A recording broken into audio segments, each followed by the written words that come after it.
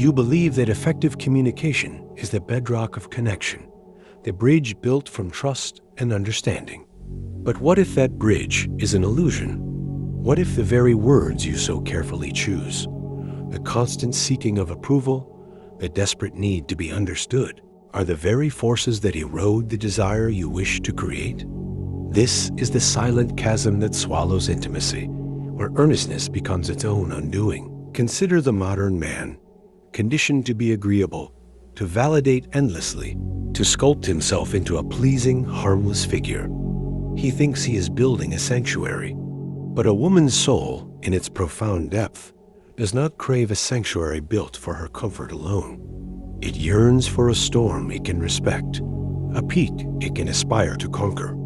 Your relentless accommodation is not seen as kindness, but as a fundamental weakness, a refusal to bear the weight of your own soul, let alone the terrifying responsibility of hers. This is the paradox that Friedrich Nietzsche foresaw. He understood that the highest love is not found in the gentle merging of two vapid souls, but in the tension between two sovereign wills. The contemporary mantra of listening and validating has become a cage. You have been taught to ask, "How do you feel?" when the question that truly resonates in the silent chambers of a woman's spirit is, "What can we become?" The real failure is not a lack of communication, but a poverty of character in what is being communicated. You offer the polished stone of your approval, when what is required is the unyielding diamond of your own unapologetic perspective. This is the unsettling truth we must now confront. The psychological void your well-intentioned words cannot help but create. This poverty of character is not a personal failure, but a societal one. You have been systematically disarmed by a culture that prizes safety over strength and comfort over conquest. The German philosopher Friedrich Nietzsche diagnosed this sickness of the soul as the triumph of the last man, the creature who blinks and says, "What is love? What is creation? What is a star?" and seeks only his petty comfort. This is the psychological root of your struggle. You have been conditioned to seek belonging by making yourself inoffensive, by sanding down your edges until nothing of substance remains. Carl Jung would point to the shadow, the dark, chaotic, and potent parts of yourself you have been taught to repress. In your quest to be a good man, you have locked away your ambition, your fierceness, your capacity for righteous anger and unshakable conviction. You present a sanitized version of yourself, and then wonder why the connection feels sterile.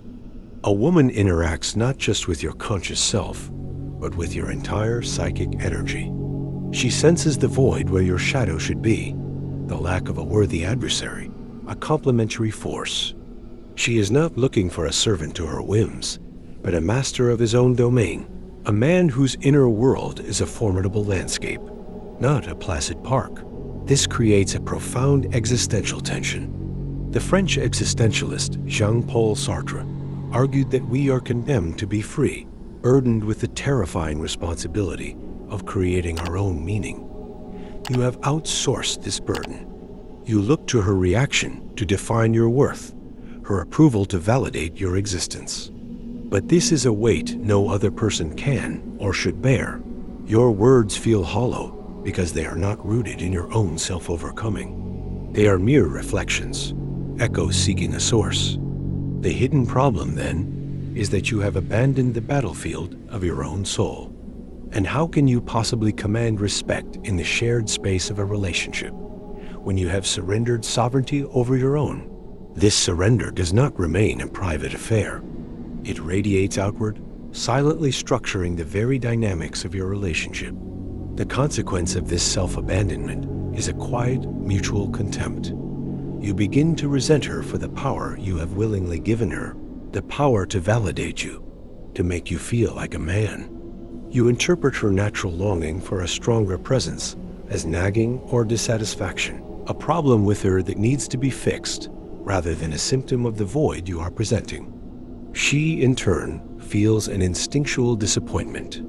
She is not disappointed in the man you are, but in the man you are refusing to become. Neurologically, You are conditioning her to see you as a source of predictable, low-stakes stimuli.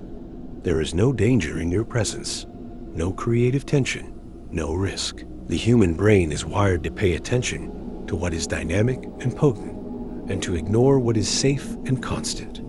Your relentless agreeableness makes you boring. It's a cruel, unconscious calculus. You have become background noise in the symphony of her life because you refuse to play a note that might create dissonance. You have confused harmony with a monotonous, single tone. Culturally, this conditioning runs deep. You were taught to be a nice guy, to avoid conflict at all costs. But this is a perversion of true strength. The ancient Greeks understood virtue as arete, excellence, and the fulfillment of purpose. A knife's purpose is to cut. A man's purpose is to wield his will creatively and courageously. By dulling your own edge, you fail in your fundamental purpose. The ultimate, unseen consequence is this: you are not just losing her attention. You are collaborating in the erosion of your own soul's landscape, creating a flat, desolate plain where nothing of value can ever truly grow. The cage door is open, but you remain inside, mistaking the familiar bars for safety. The rebellion, then, is not against her, but against the ghost of the man you have been conditioned to be. It begins with a radical, counterintuitive shift. Stop speaking to win her favor, and start speaking because your perspective is a non-negotiable element of your existence.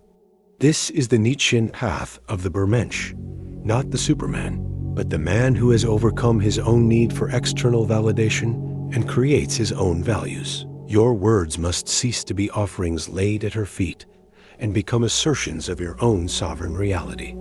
This is not about becoming domineering or cruel. It is about becoming so grounded in your own purpose that your presence carries an undeniable gravitational pull. How do you do this? You must resurrect your repressed shadow, as Jung instructed. Re-embrace the parts of yourself you are taught to hide. Your ambition, your stern judgment, your unapologetic desires. A woman does not want to be placated. She wants to be challenged by a consciousness as deep and complex as her own. When you state a conviction that may disagree with hers, you are not creating conflict. You are creating tension, the creative, electrifying tension that is the very engine of intimacy. This is the mindset shift. See yourself not as her supplicant, but as her worthy adversary, her fellow warrior in the battle of life. This is how you reclaim control. You build a new way of thinking by acting as if your inner world is a fortress, not a negotiation table. Your no becomes as powerful as your yes, not out of spite, but out of self-respect. You stop asking for permission to exist in your full form. This is the revolutionary discovery that the most attractive thing you can ever communicate is not your agreement with her world, but the unshakable sovereignty of your own. And it is from this fortress of the self that the final, most terrifying, and most liberating truth emerges. The ultimate truth is that this journey was never about her. Every word you have ever anxiously measured, every reaction you have nervously monitored, was a distorted mirror reflecting back your own existential void. You sought to borrow a sense of purpose from her response, when the only purpose that can ever sustain you is the one you forge yourself. This is Nietzsche's most profound lesson. The will to power is, at its core, the will to self-overcoming. The woman of depth does not want to be your purpose. She demands to be a part of it. She does not want to be the meaning of your life, but a glorious, challenging, and inspiring chapter within the epic you are writing with your every choice and action. This redefines reality itself.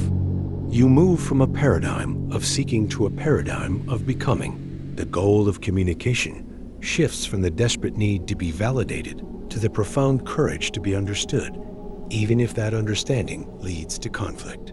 For it is better to be respected in your solitude than to be loved for a facade. This is the paradigm shift that makes all past struggles clear. Your loneliness was not a lack of connection, but a lack of character.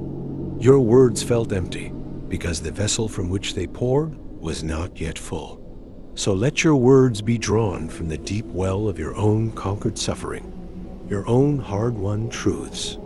Become a man who does not speak to please, but who speaks because he must, because his truth is a force of nature that demands expression. Then, and only then, will you have something of substance to offer. Not the hollow echo of her own desires, but the resonant, unyielding sound of a soul that has finally come home to itself. And that is a sound a woman will move mountains to hear again and again. If you've got any thoughts on this, leave them in the comments below. And if you want to improve your communication skills even further, check out our video on mastering the art of conversation for more tips and tricks.